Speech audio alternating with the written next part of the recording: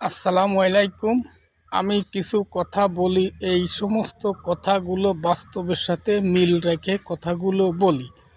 যেমন বয়স যখন ৩২-৩৫ হয়ে যায় তখন মেলা কিছু ভালো লাগে না মানুষের, কথাটা বাস্তব সত্য।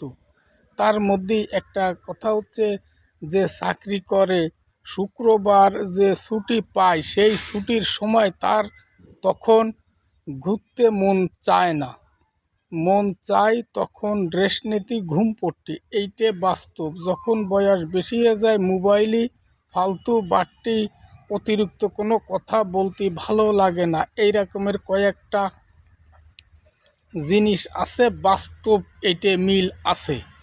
যখন ছুটি পায় তখন সারা দিন মনে করে তার ঘুম পড়তে, কথাটা বাস্তব না ভুল আছে? এই কথাটা আপনারা কমেন্ট করে আমাকে একটু জানায় দেবেন, কথাগুলো কি যুক্তি আছে কি না।